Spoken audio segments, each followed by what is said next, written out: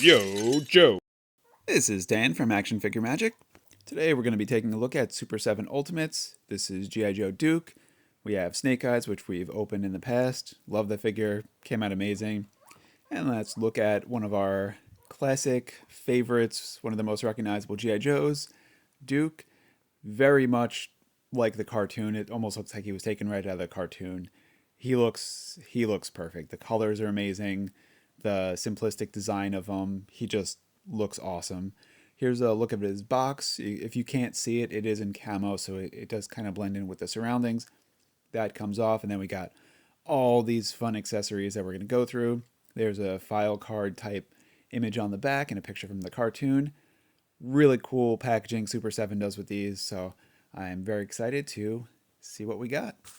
But before we get to that, let's take a closer look at our Duke figure. Take a look at his articulation, some of the fine details on him. So the arm articulation, this shoulder is a little bit stiff out of the box when I was doing the stop motion unboxing. It's a little bit rough to get his arms up. Oh.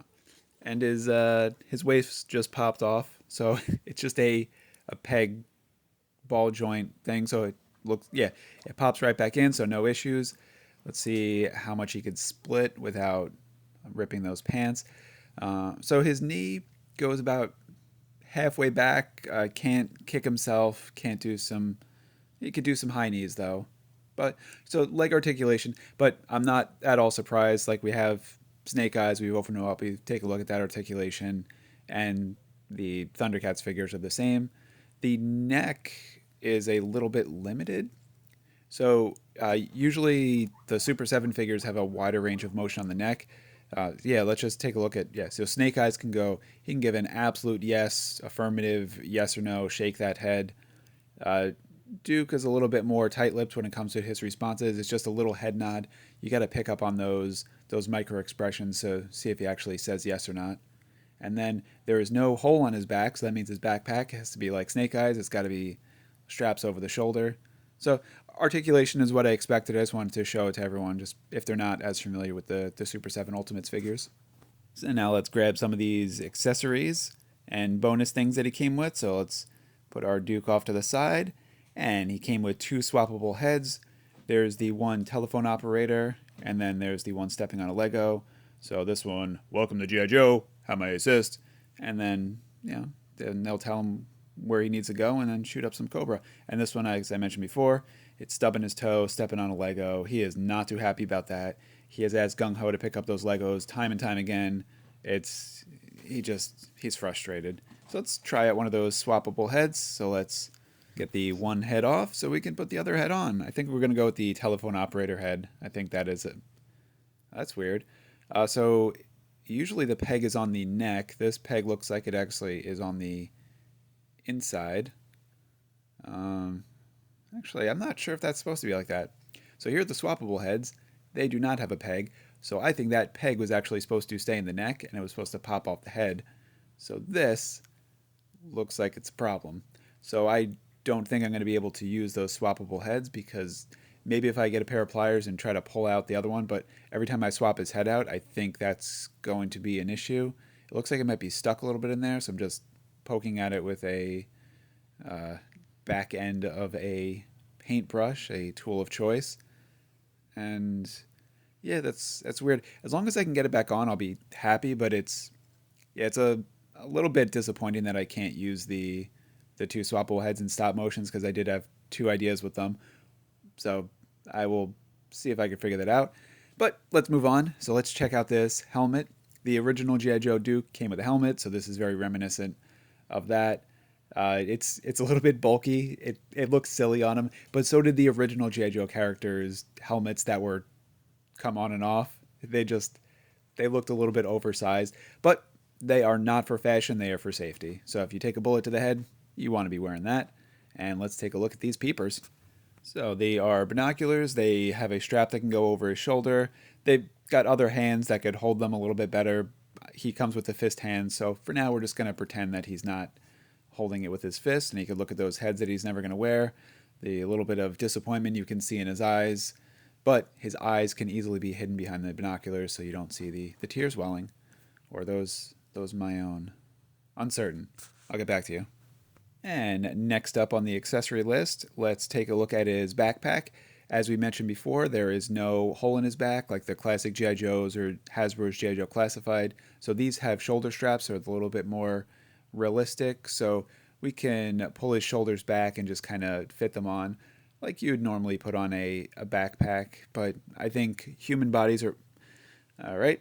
Um, so his waist just came off again, so that is also a little bit loose. So the combination of the broken head and the broken waist, I'm I'm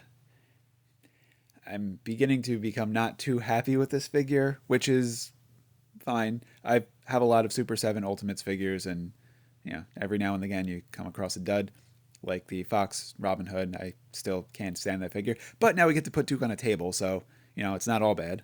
So let's forge on and look at the rest of his accessories that he comes with. So the swappable hands, he comes with a bunch. So the one we're looking at now is the trigger finger, so to hold the gun. So we'll take off his punching hands, which puts him at risk if someone says put up your dukes. He can't raise his fist, so he just stands up. So it's going to be okay. Oh, it's not. He doesn't have any legs. Oh boy, he's in a pickle. And when taking off his hand, his wristwatch is actually a separate piece. So you can actually take that on and put on a different wrist, put on another character. That's actually really cool. I like that a lot. And then here is his gun that he's going to be holding. So it's a cool little gun, very much design of the old school G.I. Joes. So I'm a big fan of that one. And let's see what else we've got. We've got his, the holding hands. He can hold his walkie-talkie so he can call up some people on the make. Pretty much walkie talkies are just entirely used for just making pranks, and Duke's probably pretty good at that. And we can hold it with the other hand, so he's got one for each. So if he's double fisting walkie talkies, he's good to go. And he comes with another trigger hand to hold the gun for the other hand. I'm not going to put this one on him because there's another hand that I do actually want to display him with, so I'm going to wait on that one. But we will put the gun in there just to make sure that it fits, it looks good. So yeah, that's the larger of the two guns, so he holds it pretty well. Actually, I do like that gun a lot too. I might swap out the two, or but so what we're gonna do is we're gonna take off this wrist, and we're gonna put on the poking hand. So that is perfect. With the poking finger, he could do a lot of things.